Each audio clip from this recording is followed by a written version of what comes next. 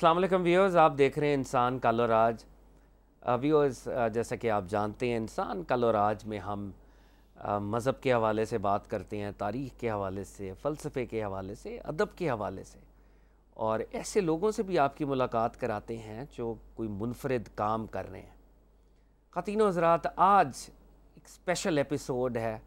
ہم خاص طور پر نواسۂ رسول شہزادہ سبز قبا امام حسن مجتبیٰ علیہ الصلوۃ والسلام رضی اللہ تعالیٰ عنہ کی بارگاہ میں ہدیہ عقیدت پیش کرنا چاہتے ہیں۔ نواسۂ رسول امام حسن علیہ السلام کے حوالے سے قرآن کی آیات ناطق ہیں، احادیث مصطفیٰ علیہ الصلوۃ والسلام ناطق ہیں۔ کیا درجہ تھا! اور آف کورس جوانان جنت کے سرداروں میں سے ایک سردار امام حسن مجتبیٰ علیہ السلام ہے۔ ویوز، یہ بات میں بڑے دکھی دل کے ساتھ کہہ رہا ہوں کہ جو مقام اللہ رب العزت کی نگاہ میں، سرکار دو عالم صلی اللہ علیہ وآلہ وسلم کی نگاہ میں اس پاک شہزادے کا تھا، شاید امت کے درجے پر ہم نے ان کے ذکر کا وہ حق ادا نہیں کیا جو یہ ڈیزرو کرتے ہیں، جس ذکر کے یہ مستحق ہیں۔ آپ آیا تطہیر کی بات کریں، اس پاک چادر میں امام حسن علیہ السلام موجود ہیں۔ آپ آیا مباہلہ کی بات کریں تو سرکار دو عالم صلی اللہ علیہ وآلہ وسلم کے ساتھ انگلی تھام کر جو بچہ چلا آ رہا ہے وہ امام حسن علیہ السلام ہے۔ آپ آیا مودت کی بات کریں، جس گھر سے مودت کا تقاضا ہے اس گھر کا ایک شہزادہ امام حسن علیہ السلام ہے۔ اور جب ہم خلافت راشدہ کی بات کرتے ہیں، جب سرکار دو عالم علیہ الصلوۃ والسلام نے فرمایا کہ میرے بعد 30 سال تک خلافت ہوگی، اور حدیث کے مختلف ورژنز ہیں، مگر اگر ہم اس کو کنڈینس کریں تو فرمایا میرے بعد 30 سال تک خلافت ہوگی، پھر کاٹ کھانے والی ملوکیت ہوگی، پھر جابرانہ ملوکیت ہوگی، اور ایک وقت آئے گا کہ دوبارہ منہج نبوت پر خلافت ہوگی، وہ خلافت راشدہ۔ اس کے 30 سال بھی اگر امام حسن علیہ السلام کے 6 ماہ شامل نہ کیے جائیں تو وہ خلافت راشدہ اپنے نقطہ عروج اور نقطہ کمال تک نہیں پہنچتی۔ تو ویورز، آج نبی صلی اللہ علیہ وآلہ وسلم کے خانوادے کے اس پاک شہزادے نواسۂ رسول امام حسن مجتبیٰ علیہ الصلوۃ والسلام کا ذکر ہے، اور میرے اسٹوڈیوز میں ہمارے ملک پاکستان کے نوجوان اسکالر، عاشق اہل بیت، محب اہل بیت اطہار سے جو محبت ہے وہ ان کا وتیرہ ہے، اور جس طریقے سے جس جذبے کے ساتھ گفتگو کرتے ہیں میں پرسنلی بہت انجوائے کرتا ہوں۔ ہمارے اسٹوڈیوز میں موجود ہیں ڈاکٹر علی وقار قادری صاحب۔ بہت شکریہ جناب وقت عنایت کرنے کے لیے۔ بہت اہم موضوع ہے، اور امام حسن علیہ السلام کی زندگی اور سیرت کے حوالے سے بھی ہم نے کانورزیشن کرنی ہے، لیکن میں چاہوں گا کہ وہ قرآنی آیات اور وہ احادیث مصطفیٰ علیہ الصلوۃ والسلام، اس کا نور ہم حاصل کرتے ہوئے امام حسن علیہ السلام کی گفتگو آج کریں، تو کچھ وہاں سے بات کا آغاز کریں۔ بسم اللہ الرحمن الرحیم۔ آپ کا بہت شکریہ کہ اس عظیم موضوع پر مجھ جیسے عاجز آدمی کو آپ نے دعوت دی ہے۔ اگر آپ مجھے اجازت دیں تو میں قرآنی آیات سے پہلے ایک اصول بیان فرمانا جی بسم اللہ۔ شیخ واہبہ زحیلی نے اور بہت سارے محدثین، مفسرین، فقہا سب نے اصول فقہ بیان کرتے ہوئے ایک اصول بیان کیا کہ یہ جو لفظ اصول ہے، اصول، اس کی بڑی اہمیت ہے فقہ کے اندر۔ جی اس کے 5 معنی ہیں ٹیکنیکلی۔ ان 5 معنی میں سے ایک معنی اصول کا یہ ہوتا ہے کہ ایسی چیز جس پر کسی دوسری چیز کو قیاس کیا جائے، اس قیاس کیے جانے والے کے لیے پہلی چیز جس پر قیاس کیا جا رہا ہے اصول کا درجہ رکھتی ہے۔ واہ، وہ معیار بن جائے۔ ہاں، اور جس کو قیاس کیا جا رہا ہے وہ اس اصول کی فرع کا درجہ رکھتا ہے، ذیلی شاخ کا درجہ۔ اس کو بیان کر کے آگے فقہا نے جو مثال دی ہے، وہ انہوں نے مثال دی ہے کہ النبیذ، جو نبیذ ہے، ٹھیک ہے نا، جی ہوا فرع للخمر، یہ شراب کے لیے فرع کی حیثیت رکھتی ہیں چونکہ یہ شراب سے بنتی ہے، اور جو شراب ہے وہ نبیذ کے لیے اصل کی حیثیت رکھتی ہے۔ یہ ایک اصول ہے، ہم نے بیان کر دیا۔ فقہ میں انہوں نے ایک ایگزامپل بھی کلیریفائی کرنے کے لیے ایگزامپل دیا ہے، چونکہ وہ عام طور پہ روزمرہ کی زندگی سے ہی دیتے ہیں۔ اب اس اصول کو سمجھنے کے بعد جب ہم اہل بیت اطہار پہ آ جاتے ہیں کہ حضور نبی اکرم صلی اللہ علیہ وآلہ وسلم جو ہیں وہ اصول کی حیثیت رکھتے ہیں اپنی آل کے لیے، بے شک اصل اصول ہیں بلکہ، اور آل جو ہے وہ رسول اللہ کی نسبت فرع کی حیثیت رکھتی ہے۔ واہ واہ واہ، اور اس کے اندر جو راز ہے وہ راز پتہ ہے کیا ہے؟ فقہا نے لکھا ہے کہ اس فرع کو جس اصول پر قیاس کیا جا رہا ہے وہ دونوں ایک دوسرے پر تو قیاس کی جا سکتی ہیں، کوئی تیسری شے ان پر قیاس ہی نہیں کی جا سکتی۔ واہ واہ واہ، آپ اصولی بات سمجھیں، واہ واہ، بہت خوبصورت، بہت خوبصورت، باقی ہی نہیں جا سکتی کیونکہ وہ اس کی جنس سے ہی نہیں آ رہی، اس پر قیاس کیسے ہو سکتا؟ واہ واہ، تو لہٰذا رسول اللہ کو اور آل رسول کو کسی دوسرے پر، بڑے سے بڑی ہستی پر قیاس ہی نہیں کیا جا سکتا۔ It's a different category of human being, it's absolute کیا کہتے ہیں، absolutely a different category، اس کو کسی پر قیاس نہیں کیا جا سکتا، اور یہ ہماری رائے نہیں ہے یا استدلال نہیں ہے، بے شک، بلکہ یہ ائمہ اہل سنت کا موقف ہے۔ امام ابن جوزی نے امام احمد ابن حنبل کا موقف لکھا کہ وہ بیان کرتے ہیں کہ صحابہ کرام میں حضرت ابو بکر صدیق رضی اللہ تعالیٰ عنہ، پھر حضرت عمر فاروق، پھر باقیوں کا نام لیتے ہیں، تو کسی نے پوچھا کہ آپ نے آل رسول کا ذکر نہیں کیا؟ انہوں نے کہا بیٹا آل رسول پر تو کسی کو قیاس ہی نہیں کیا جا سکتا، اور ڈفرنٹ ایک کیٹیگری ہے، وہ ان کو کسی اور قیاس نہیں کیا جا سکتا۔ اب قرآن مجید کی طرف آتے ہیں۔ اب سر ہم 2023 میں بیٹھے ہیں، آپ ذرا اندازہ کریں، آپ ذرا منظر کشی کریں، یہ کمرہ ہے، اس کمرے کو آپ ایک دنیا سمجھ لیں، اس دنیا میں، اس کمرے میں رسول اللہ تشریف لے کر آ گئے، دنیا میں رسول اللہ نے ہمارے لیے بہت تکلیفیں جھیلی، سارا کچھ جھیلا۔ حضرت عمر، عبداللہ ابن عمر سے کسی نے پوچھا، جا رہے تھے خلافت حضرت عمر کے دور میں، کہ یار تم لوگوں اتنے تمکنت کے ساتھ، تم تو جاہل ہوتے تھے۔ اس نے کہا تو ٹھیک کہتا ہے، ہم جاہل ہوتے تھے، ہمیں رشتوں کے تقدس کا احترام نہیں تھا، ہم تو محارم کو نہیں پہچانتے تھے، پھر اللہ نے ہم میں ایک ایسا شخص بھیجا جس نے ہماری تربیت کی، تزکیہ کیا، اور اب ہم اس مقام پر ہیں۔ تو رسول اللہ نے ہمیں کیا کچھ نہیں دیا؟ قرآن، خود اللہ کی معرفت رسول اللہ کے ذریعے سے ہمیں میسر آئی۔ قل هو اللہ احد، یہ جو کل ہے یہ کلمہ رسالت ہے، اور هو اللہ احد یہ مضمون توحید ہے، واہ واہ، سمجھیں؟ تو سب کچھ دیا۔ اب جو سب کچھ دے کے اتنا محسن ہمارا جا رہا ہو، ٹھیک ہے، یعنی اس کمرے سے اب رسول اللہ جا رہے ہیں واپس اللہ کی طرف، تو آپ ذرا منظر کشی کیجئے کہ ایک جو غیرت مند امتی ہے وہ کیا جانے دے گا، قدم سے نہیں لپٹ جائے گا کہ یا رسول اللہ آپ نے اتنا کچھ کیا، اتنا کچھ دیا، مجھے بھی بتائیں میں آپ کو کوئی تحفہ اگر دے سکوں؟ تو حضور فرمائیں گے کہ نہیں مجھے تو نہیں چاہیے، میں تو بے نیاز ہوں، اللہ مالک ہے۔ وہ پھر پکڑ لے گا، وہ کہے گا یا رسول اللہ یہ تو نہیں، محبت کے تقاضے نہیں ہیں، قدموں سے لپٹ جاؤں گا، میں تو کہوں گا کہ نہیں آپ نے اتنا کچھ دیا، میں بھی تو کوئی تحفہ آپ کی خدمت میں پیش کر سکتا ہوں۔ میں بھی کوئی خدمت اپنی تو پیش، جب وہ اصرار کرے گا تو رسول اللہ کی غیرت پھر بھی گوارا نہیں کرے گی۔ اللہ نے عرش سے پکار دیا کہ اگر اے امتی تو اصرار کرتا ہے اور محبت رسول کا کوئی عوض دینا چاہتا ہے تو پھر سن، کل آپ فرما دیں محبوب، لا اسألکم علیہ اجرا، میں کوئی اجر طلب نہیں کرتا، اگر با اصرار کچھ چاہتے ہو، الا المودۃ فی القربہ، تو پھر سمجھ لینا کہ میں تو جا رہا ہوں، پیچھے حسن موجود ہے۔ یہ ہے مفہوم اس آیت کا کہ میں تو جا رہا ہوں، پیچھے حسن موجود ہیں، حسین کو چھوڑ کے جا رہا ہوں، علی اور فاطمہ کو چھوڑ کے جا رہا ہوں۔ اگر ان سے حسن سلوک کرو گے، اذکرکم اللہ فی اہل بیتی، اوصیکم اللہ فی اہل بیتی، چھوڑ کے جا رہا ہوں، اگر ان کے ساتھ حسن سلوک کرو گے تو گویا تم نے حق رسالت ادا کر دیا۔ تو آج 2023 میں مجلس امام حسن منعقد کر کے ہم رسول اللہ کی بارگاہ میں حق رسالت ادا کر رہے ہیں، اور یہ تقاضا قرآنی جو ہم سے کہتا ہے، کیونکہ قرآن کی یہ آیت منسوخ تو نہیں ہے، آج بھی موجود ہے قرآن میں، تو ہر آیت کا ایک تقاضا ہے بندہ مومن سے۔ تو اس آیت کا کیا تقاضا ہے کہ پڑھ کے گزر جائیں؟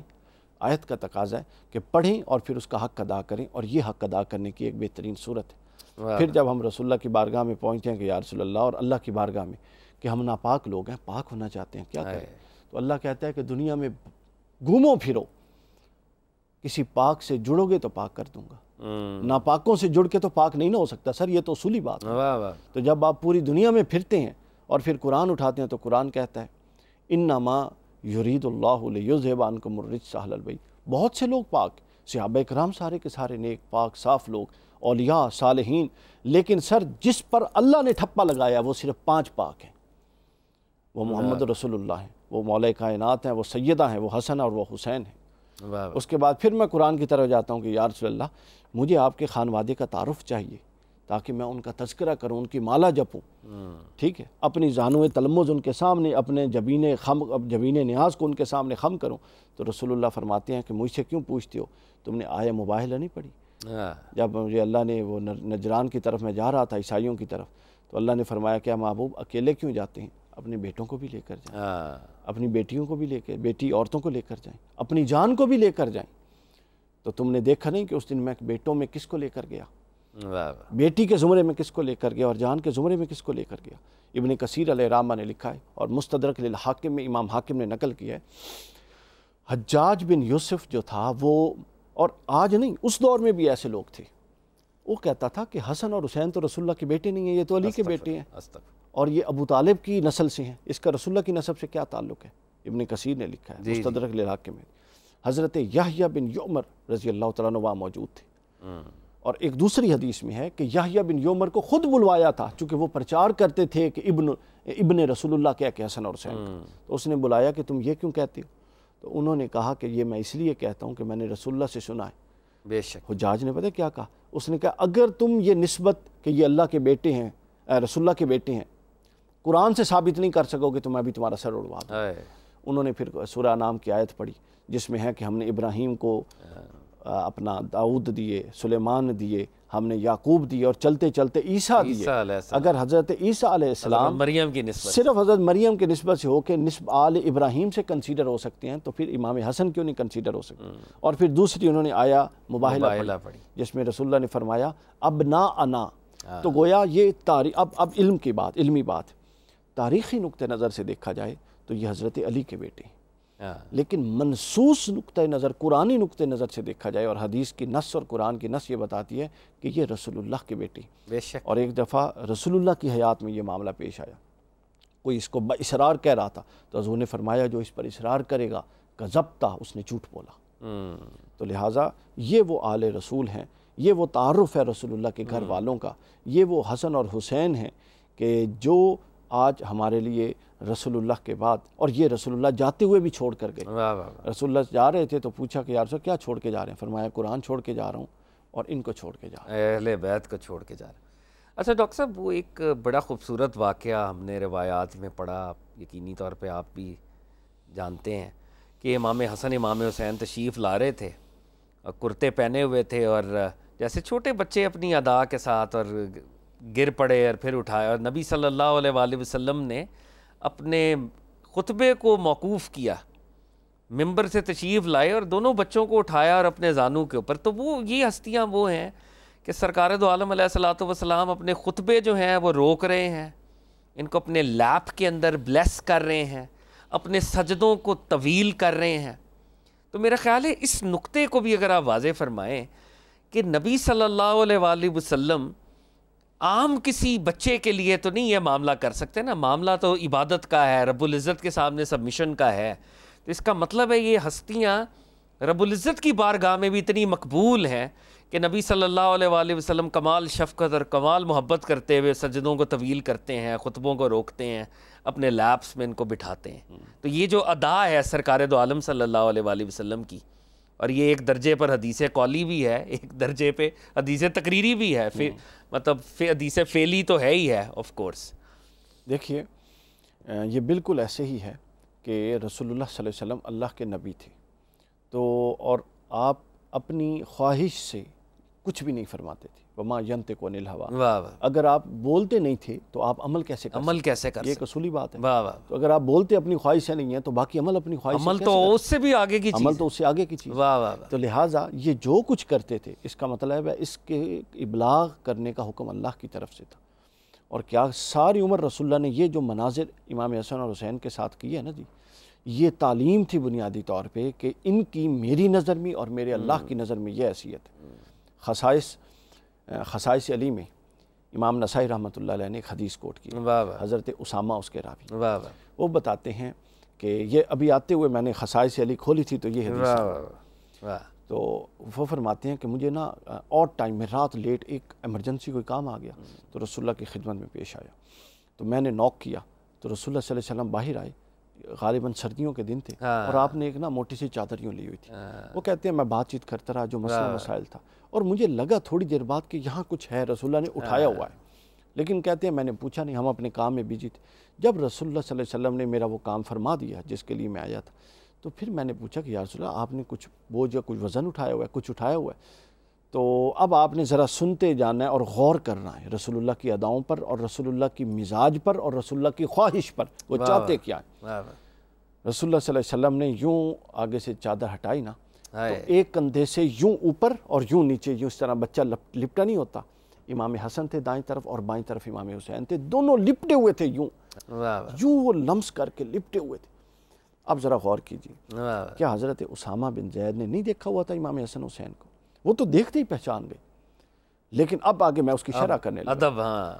رسول اللہ نے جب ہٹایا تو فرمایا کہ یہ حسن اور حسین ہیں، حالانکہ وہ جانتے تھے۔ پھر فرمایا یہ میرے بیٹے ہیں اور میری بیٹی فاطمہ کے بیٹے ہیں۔ ترتیب میں تقدم حکم جو ہے، فرمایا یہ میرے بیٹے ہیں، ابنایا و ابنا بنتی، اور میری بیٹی فاطمہ کی۔ غالباً جامع ترمذی میں بھی ہے، یہ ترمذی میں بھی ہوگی یقیناً، لیکن یہ امام نسائی نے خصائص علی میں بیان کی۔ اچھا، اس کے بعد فرماتے ہیں، اچھا اب یہاں پہ دیکھیں، اب حسن اور حسین، اب تو بات ہی ختم ہو گئی نا جی، یہ میرے بیٹے ہیں، میری بیٹی فاطمہ کے بیٹے، اللہ اکبر، اب یہ بتا دیا۔ اب اس میں دیکھیں کیسے غیر محسوس انداز میں ان کے ذریعے سیدہ کا بھی تعارف اور عظمت بیان کیا، اور پھر کیا فرمایا؟ پھر فرماتے ہیں اچھا اب نہ وہ موقع، ایک بندہ آیا ہے سائل بن کے، آپ اس کے سامنے، یعنی رسول اللہ اتنا سا موقع بھی نہیں جانے دیتے تھے رسول اللہ آل رسول کی عظمت کے بیان کا۔ پھر فرماتے ہیں کہ اے اسامہ، اللہ کی طرف ہاتھ اٹھا دیا اور فرمایا اللہ میں ان دونوں سے، حسن اور حسین سے محبت کرتا ہوں، اور باری تعالیٰ تو بھی ان سے محبت فرما۔ سمجھ آئیے؟ یہاں پر ایک حدیث کا مفہوم، یہ حدیث ختم ہو جاتی ہے خصائص کی، خصائص علی کی۔ یہاں سے پھر معجم الکبیر طبرانی کی حدیث شروع ہوتی ہے کہ یہاں تک تو یہ تھا نا کہ اللہ میں ان سے محبت کرتا ہوں، تو بھی ان سے محبت فرما۔ وہاں پر پھر اضافہ ہے، اور اے اللہ ان سے بھی محبت فرما جو ان سے محبت کرتے ہیں۔ پھر اس کے بعد آگے ایک اضافہ ہے، پھر فرمایا کہ باری تعالیٰ جو ان سے بغض رکھتا ہے، رحمت للعالمین کبھی کسی سے بغض رکھ سکتے ہیں؟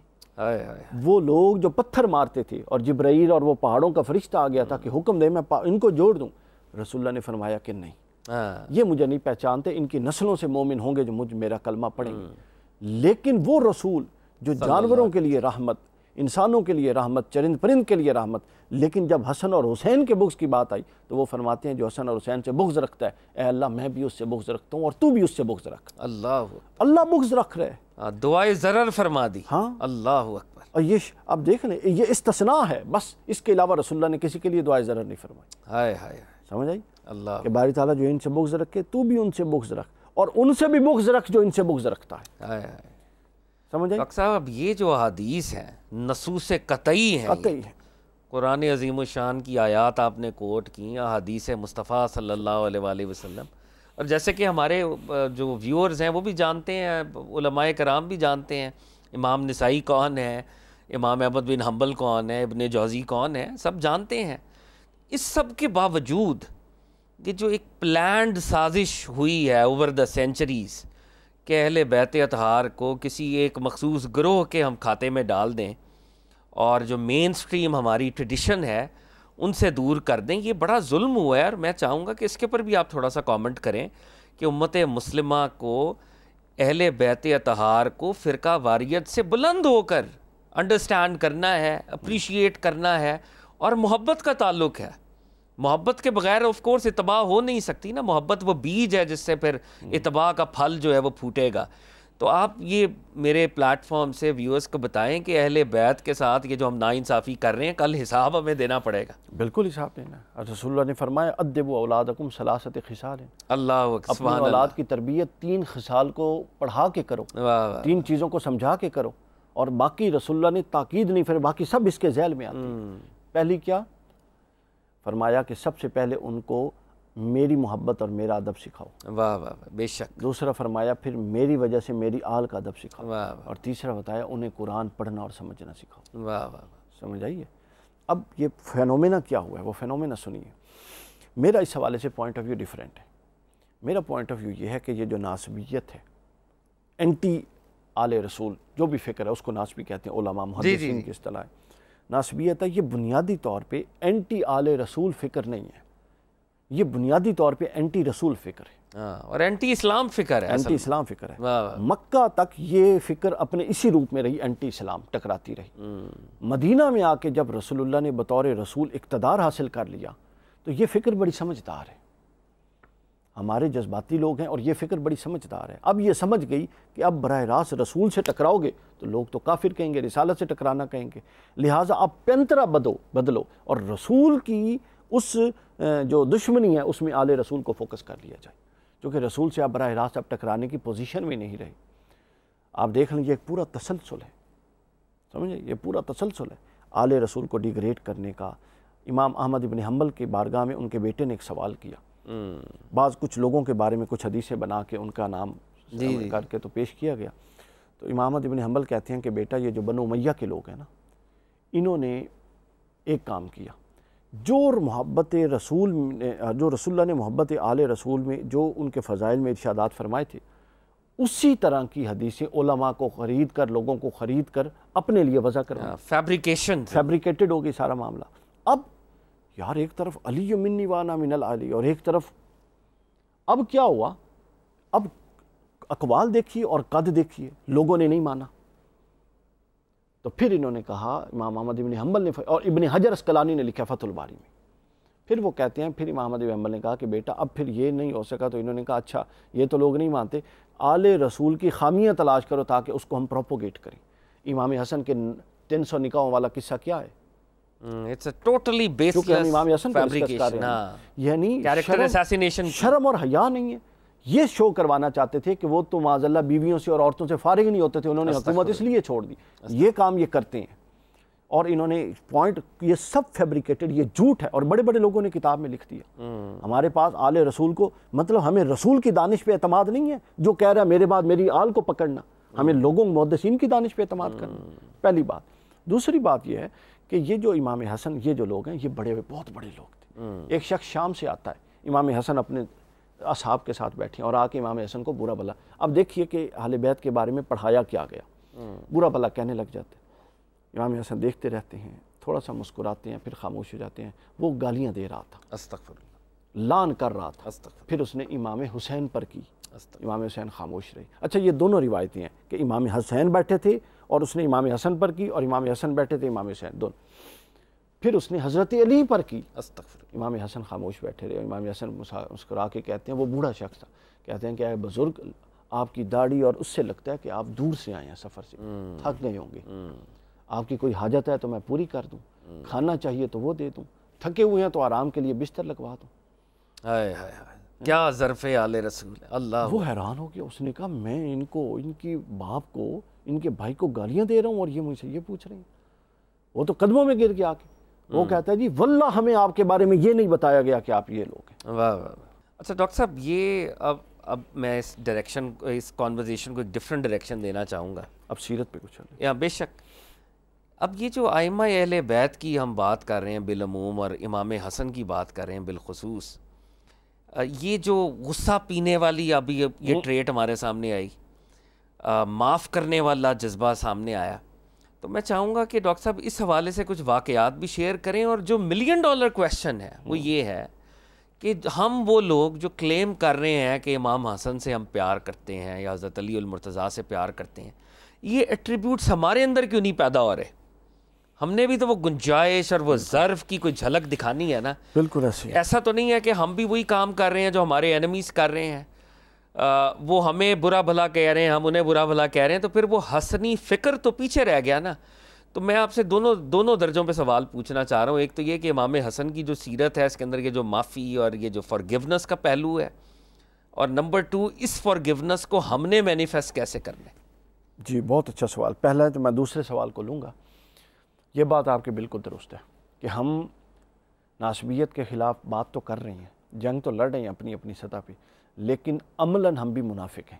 آل رسول کا ہم بھی تذکرہ کرتے ہیں، ایون کہ رسول اللہ کا تذکرہ کرتے ہیں، ایون کہ اصحاب رسول کا تذکرہ کرتے ہیں، لیکن ہم نے بھی اپنی سیرتوں میں ان کی ان روشن سیرتوں کو اپنایا ہوا نہیں ہے، اس کے اندر انکلکیٹ نہیں ہوئے، وہ ہمارے اندر، وہ ہماری زبان تک ہیں، وہ ہمارے دماغ تک ہیں، وہ ہمارے دل اور قلب اور ہماری سیرت اور باطن میں نہیں اترے ہیں ابھی تک۔ تو لہٰذا یہ ایک بڑا فرق ہے۔ یہ آئے کس لیے تھے؟ یہ لوگ اس لیے نہیں آئے تھے کہ محض ان کے تذکرے کیے جائیں، انہوں نے اس لیے قربانیاں نہیں دی تھیں، امام حسین کربلا میں اس لیے نہیں قربان ہو گئے تھے کہ میری بس تسی 10 دن محرم نو مجلس کر لینا تو میرا حق ادا ہو گیا، وہ اس لیے دیے تھے کہ امت محمدیہ کے ہر شخص کو شعور آ جائے کہ میں نے جتنا نقصان ہو جائے کھڑا حق کے ساتھ ہونا ہے، باطل کی طرف نہیں جانا، لائن کھنچ جائے، لوگوں کو یہ قدروں کی وضاحت ہو جائے، لوگوں کو پتہ لگ جائے۔ لیکن ہم بدقسمتی سے ایک طرف ناسبیت کو تو کوستے ہیں، لیکن جو ہمارے اپنے اندر معاملہ ہے کہ ہم اپنے عمل اور ان کرداروں کو ایک فاصلہ رکھا ہوا ہے، اس پر ہم جواب دیں ہیں۔ اب وہ سیرت کیا ہے جس کو ہم نے دور رکھا ہوا ہے، اور ان سیرتوں کے کچھ عکس میں آپ کے سامنے رکھتا ہوں جی بسم اللہ۔ کہ وہ کیا سیرتیں تھیں کہ جن کو اپنائیں ہم تو آج کے سارے مسائل ختم ہو جائیں۔ امام حسن علیہ السلام تشریف لا رہے تھے اپنے گھر میں، رستے میں ایک شخص نے اپنی ایک حاجت بیان کی، اس پر کچھ قرض تھا، 8,000 دینار بھی ہے، 10,000 اور 12,000 تینوں روایتیں، اور یہ لاکھوں میں نہیں کروڑوں میں بنتا ہے آج کا۔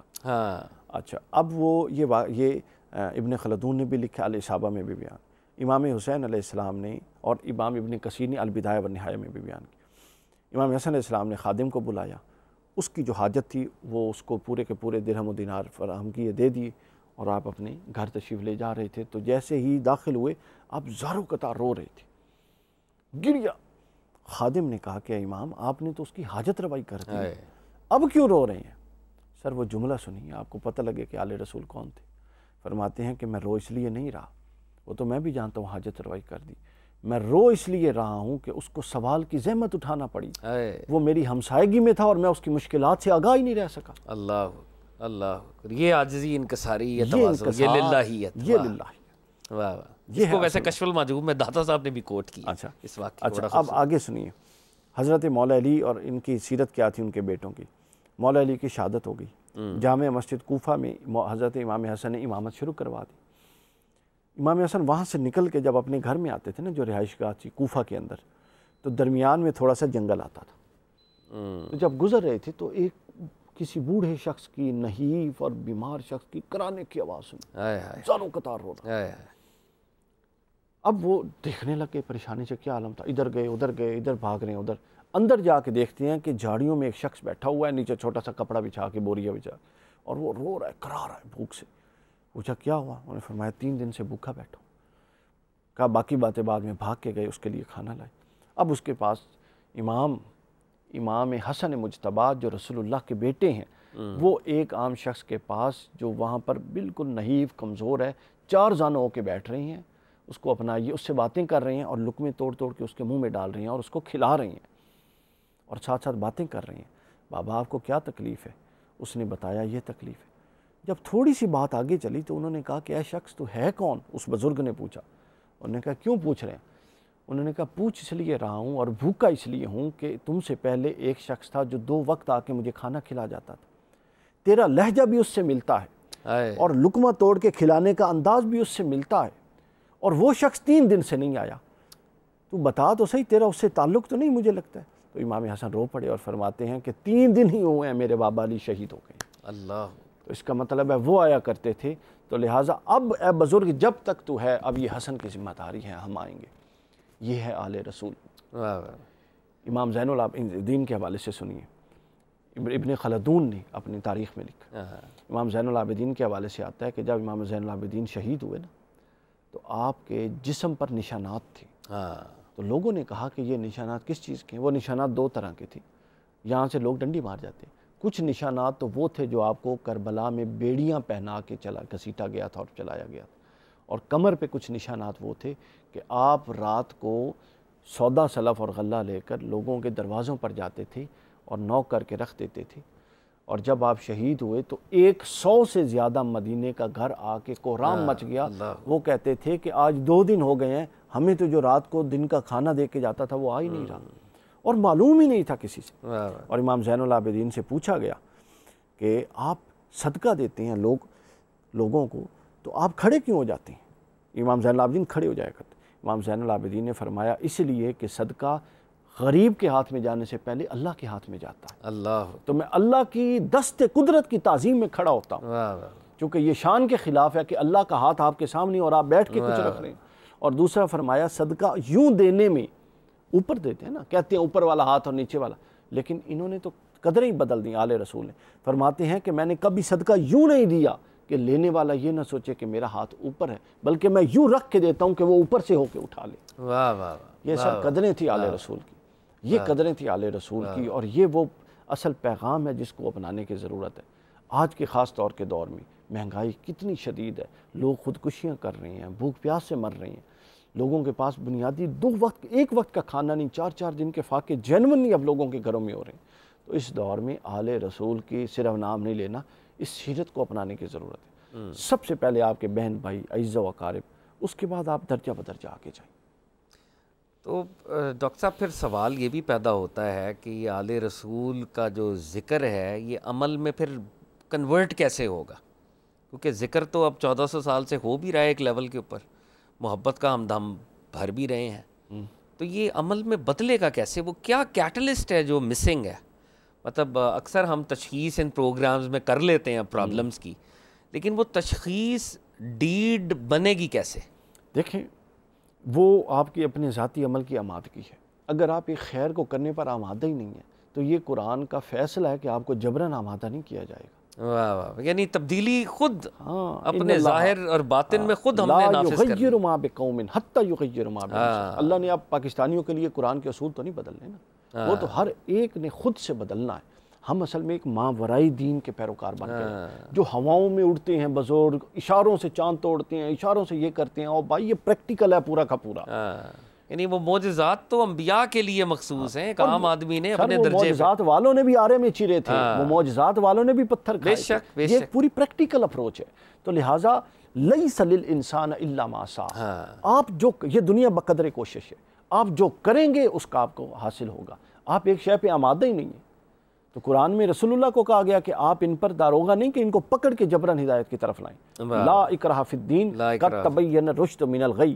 ہاں آپ اگر جانور ہیں تو پھر تو آپ کو کہا جا سکتا ہے. یہ جو ہماری تخلیقی ساخت ہے جس میں عقل ہے، شعور ہے، دانش ہے، فطرت ہے، یہ اور اس کے اوپر پیغام وحی ہے، بس یہ کافی ہے. اس کے بعد یو ہیو ٹو چوز، فلیؤمن من شاء فلیؤمن ومن شاء فلیکفر. قرآن کہتا ہے اب اس کے بعد جو چاہتا ہے ایمان کی طرف آئے، جو چاہتا ہے کفر کی طرف آئے. جبر نہیں ہے، یہی انسانیت کا امتیاز ہے اور اسی کا اجر ہے. اچھا، امام حسن علیہ السلام کے حوالے سے مختلف زاویوں پر ہم نے اشارتاً کنورسیشن کی ہے، حق تو ادا ہی نہیں ہو سکتا، لیکن ایک بڑی امپورٹنٹ ان کی جو ڈائمینشن ہے وہ امام روحانیت، امام تصوف بھی ہیں امام حسن علیہ السلام. اور خاص طور پر آپ کے 2 شہزادے حضرت داتا گنج بخش رضی اللہ تعالیٰ عنہ، آپ بھی حسنی سید ہیں، اور حضور غوث الثقلین رضی اللہ تعالیٰ عنہ بھی، ہم عرف عام میں حسنی حسینی کہتے ہیں لیکن والد سے وہ حسنی ہی ہے، حسنی سید ان کی جو اصل ہے وہ حسنی ہے. تو یہ جو دونوں پرسنالٹیز ہیں بذات خود وہ حسنی فیض انہوں نے تقسیم کیا ہے. تو میں چاہوں گا اس حوالے سے بھی ذرا میرے ویورز کو بتائیں کہ امام حسن علیہ السلام کے یہ 2 شہزادے جو ائمہ تصوف میں سے اتنے بڑے تھے اور جنہوں نے پھر پورے کے پورے علاقوں کو جو ہے اسلام کے نور سے روشن کیا ہے. امام حسن علیہ السلام کی تعلیمات اور جو آپ کی باطنیت ہے اس میں جمال اور تدبر کا پہلو غالب ہے، اور امام حسین علیہ السلام کا جو ہے مزاج مبارک اس میں ہیبت اور جرت کا پہلو غالب ہے. سمجھ آئیے؟ اور یہ چاروں رسول اللہ کی خصوصیات ہیں جو رسول اللہ نے 2 شہزادوں میں منتقل تقسیم فرما دی. چونکہ رسول اللہ جانتے تھے کہ حسن کو ان چیزوں کی ضرورت ہے. حسن اگر تدبر سے کام نہیں لیں گے تو کام خراب ہو جائے گا، اور حسین اگر جرت سے کام نہیں لیتے تو کام خراب ہو جائے گا. تو دونوں نے کام کو بنانا تھا، یہ تو بنانے والے لوگ ہیں. تو دیکھیے سید علی حجویری رضی اللہ تعالیٰ عنہ صرف کشف المحجوب اٹھا لیں، ہم نے تو ان کو نہیں نہ دیکھا ظاہراً، سر کشف المحجوب اٹھا لیں، کیا پروگریسو اپروچ ہے، کیا دین کے اطاعت اور اتباع ہے، کیا سنجیدگی ہے، کمال ہے. اور دوسری طرف مجھے افسوس ہوتا ہے جو لوگ بزرگوں پر طعن و تشنیع کر رہے ہیں آج کل کے دور میں. سر آپ دیکھیے فتوح الغیب بھی اٹھا لیں، فتوح الغیب اٹھا لیں، حد ہے فتح الربانی اٹھا لیں، کیا کچھ آپ نے اٹھانا. اچھا اب غوث اعظم دستگیر بھی. اب میں آپ کو ایک بات بتاتا ہوں کہ یہ مقدمہ میں بڑا یہ اہم پروگرام ہے، اس لیے میں یہ گزارش کرنا چاہ رہا ہوں. آپ کو حضرت سید علی حجویری کی کتاب ہے جی کشف المحجوب، اس میں آپ کی 2 چیپٹروں سے اتفاق نہیں، 4 عبارتوں سے اتفاق نہیں. No problem. بے شک وہ ایک عالم تھے، اسکالر تھے، روحانی شخصیت تھے، انہوں نے لکھا، وہ نبی نہیں تھے. بلکہ میں آپ کی بات کو آگے بڑھاتا ہوا دیکھیں آپ ڈس ایگری بھی کر سکتے ہیں اولیاء اللہ سے. نمبر 2 ان کتابوں میں الحاقات بھی ہیں. ہاں بالکل. جب قرآن کے علاوہ کوئی دوسری کتاب اس صفحہ ہستی میں نہیں ہے جس کی اللہ نے حفاظت کا ذمہ لیا ہو تو وہ کتابیں جو اللہ نہیں اتاری تھی، وہ توریت ہو، انجیل ہو، اگر وہ بدلی جا سکتی ہیں تو کشف المحجوب نہیں بدلی جا سکتی. میں یہ عرض کر لینا، آپ میرا مقدمہ سنیے. اچھا اب اس 4 عبارت ادھر سے لے لیں، 4 عبارت کسی اور آؤٹ آف دا کانٹیکسٹ اٹھا لی، آؤٹ آف دا کانٹیکسٹ اٹھا لی، even with in the context بھی اٹھا لیں اور سے لے لیں. آپ کا اتفاق نہیں، اختلاف ہے. بھائی مجھے ایک بات بتائیے، ناانصافی کی کوئی حد ہے؟ حدیث کی کوئی ایک کتاب بتائیں جس میں جھوٹی روایتیں موجود نہیں ہیں. کیا آپ اس کی بنیاد پہ پوری کتاب کو چھوڑتے ہیں؟ آپ تنقیح کرتے ہیں. بالکل. تفسیر کی کوئی کتاب مجھے اٹھا کے دیں جس کے اندر مردود روایتیں نہیں ہیں. ابن کثیر اٹھا لے، میں ابھی 10 روایتیں آپ کو ابھی بیٹھے ہوئے بتاتا ہوں. متروک مردود روایتیں. اصول کیا ہوتا ہے؟ اصول یہ ہوتا ہے کہ ہمیشہ جو اس کے اندر سے جو قبول کرنے والی چیزیں وہ لے لی جائیں گی، باقی چھوڑ دی جائیں گی. یہ کتنا ظلم ہے اولیاء کے ساتھ جو آج کے دور میں لوگ یوٹیوب پہ بیٹھ کے کر رہے ہیں کہ آپ ابن کثیر کے بارے میں تو آپ کو سمجھ ہے ہم نے فلاں روایتیں لینی ہیں، باقی نہیں لینی. آپ کو محدثین کے بارے میں تو سمجھ ہے، جھوٹی حدیث اگر کوئی بندہ لکھ رہا ہے حدیث بنا کے، وہ بڑا جرم ہے. یا ایک اپنا قول لکھ رہا ہے جس سے آپ کو اختلاف ہے، وہ بڑا جرم ہے. وہ اس کی انڈرسٹینڈنگ ہے. اچھا اب وہ انڈرسٹینڈنگ میں غلطی بھی پرسیپشن ہے. اچھا اب کیا ہے، آپ اگر وہ چیزیں بڑے سمجھدار ہیں کہ نہیں جی یہ جرح و تعدیل کے ائمہ نے کہہ دیا کہ یہ چیز خلاف شریعت ہے، ہم نہیں لیں گے، یا یہ حدیث وضع ہوئی ہے، تو بھائی ادھر سے بھی وضع کر لیں، 4 چیزیں لے لیں. قرآن رسول اللہ نے 4 چیزیں رسول اللہ کو منصب نبوت پر عطا ہوئیں. فرمایا فرائض نبوت کیا ہے؟ آیت کتاب. اس کے بعد کیا ہے؟ تلاوت کتاب، تلاوت آیات، علم کتاب، علم حکمت اور تزکیہ. تو آپ حکمت، تزکیہ ان کی چیپٹرز بنا لیں. جو علم کتاب ہے یہ مفتیوں کا کام ہے، علماء کا. جو تلاوت آیات ہے یہ بھی علماء کا کام ہے. جو تزکیہ یہ صوفیاء کا کام ہے. جو حکمت ہے یہ فلاسفہ کا کام ہے، مفکرین کا کام ہے. تو آپ ان تینوں باقیوں میں اتنے سمجھدار ہیں کہ لینے والی چیز لے لیتے ہیں اور باقیوں کو چھوڑ دیتے ہیں اور ان کو سلوٹ مارتے ہیں، انہوں نے بڑا کام کیا. تصوف کے معاملے میں آپ اتنے جانبدار ہیں کہ وہاں اگر آپ کو ان کی پرسیپشن سے اختلاف ہے تو آپ یہ قاعدہ ہی چھوڑ دیتے ہیں. یا تو آپ نے ایک قاعدے پہ آنا ہے تو پھر آپ کو قرآن کے علاوہ ہر شے کو ایک طرف رکھنا پڑے گا. بھائی کون سی کتاب ہے جس میں وضع شدہ حدیث ہے؟ تو لہٰذا یہ کوئی اصول نہیں ہوتا. یہ روشن مینار ہیں، یہ وہ لوگ ہیں جن کی باطنیت سے سوتے پھوٹ رہے ہیں ہدایت کے. تو لہٰذا ان سے جوڑیں گے تو لوگوں کے قلب کو اطمینان آئے گا. علماء عقل کو اطمینان دے سکتے ہیں، اور عقل کا اطمینان اتنا ضروری نہیں جتنا قلب کا اطمینان ضروری ہے. غزالی کی سرگزشت پڑھیں، وہ کہتے ہیں میں مفکرین کے پاس گیا، المنقذ من الضلال. ہاں میں کس کے پاس گیا، لیکن وہ کہتے ہیں مجھے صوفیاء کے قدموں میں اطمینان حاصل ہوا جو کہیں نہیں حاصل ہوا. لہٰذا ہم کسی شے کو نگیٹ نہیں کر سکتے. پک اینڈ چوز کی آپشن موجود ہے. قرآن معیار ہے، اس کی بنیاد پہ کریں، لیکن بزرگوں کا ادب پہلا کرینہ ہے، محبت کے کرینہ. یہ بے ادبی تو آپ رسول اللہ، میں آپ کو بات بتاؤں، حضرت مولا علی جا رہے تھے، ساتھ ایک یہودی تھا. حضرت علی نماز کے لیے جا رہے تھے اور اپنے قدم آہستہ کر دیے. انہوں نے کہا یار جماعت کے لیے تاخیر. انہوں نے فرمایا اس یہودی کی داڑھی سفید ہے، مجھے حیا آتی ہے کہ اس کو ایمیں گزر. اللہ اکبر، اللہ کمال کرتے ہیں. رسول اللہ کے پاس ایک شخص آتا ہے، اس کی عزت کی. صحابہ نے کہا یا رسول یہ مشرک ہے. حضور نے فرمایا اس کے قبیلے میں تو اس کی عزت ہے. واہ واہ واہ ڈاکٹر صاحب، بہت بہت شکریہ جناب کا. ویورز، آج امام علی مقام امام حسن مجتبیٰ علیہ الصلوۃ والسلام کو خاص طور پر ہم نے ٹریبیوٹ پیش کرنے کی اپنی سی ایک کوشش کی ہے. اور جیسے دوران پروگرام بھی یہ کہا گیا، حق تو یہ ہے کہ حق ادا نہ ہوا. امام حسن علیہ السلام بالخصوص، اہل بیت اطہار بالعموم، اس بات کا بہت تقاضا کرتے ہیں کہ ان کا ذکر کیا جائے، بار بار کیا جائے، اور اس ذکر کو عمل میں کنورٹ کرنے کا شرف حاصل کیا جائے. یہ اہل بیت اطہار اللہ رب العزت کی توحید کے گواہ ہیں، ختم نبوت کے ضامن اور ختم نبوت کے گواہ ہیں. اور تاریخ میں جب بھی دین پر کوئی مشکل معاملہ آیا ہے، یہی اہل بیت اور ان خانوادے کی ہی پرسنالٹیز ہیں جو آگے بڑھی ہیں اور جنہوں نے قربانیاں دی ہیں. اور جیسے کہ ڈاکٹر صاحب بجا طور پہ فرما رہے تھے، اب ہمیں narratives of love, narratives of respect, narratives of honour کو مین سٹریم کرنے کی ضرورت ہے. ادب، بزرگوں کا ادب کریں، اپنے سے پہلے آنے والوں کا ادب کریں. اور اگر کسی بات سے آپ متفق نہیں ہیں تو کوئی بات نہیں، اس کو چھوڑ دیں. اور بہت سی ایسی باتیں ہیں، بہت سے ایسے اقوال زرعی ہیں جن کو اگر پڑھا جائے تو بہت نور اور بہت گائیڈنس بھی ہمیں حاصل ہوگی. ویورز، انسان کل اور آج کی یہ اسپیشل ایپیسوڈ اپنے اختتام کو پہنچ رہی ہے۔ رب العزت سے ہم یہ دعا کرتے ہیں اللہ رب العزت ہمیں سرکار دو عالم علیہ الصلوۃ والسلام، اہل بیت اطہار، صحابہ کرام اور اولیاء کاملین کا ادب عطا کرے، اور ہم سب کو قبر میں، حشر میں سرکار دو عالم صلی اللہ علیہ وآلہ وسلم کی پہچان نصیب ہو۔ ویورز، انسان کل اور آج کی ایپیسوڈ اپنے اختتام کو پہنچتی ہے۔ اپنی فیڈ بیک سے مجھے ضرور نوازیے گا۔ کیپ واچنگ الف television. This is your host Fahad Ali Kazmi signing of.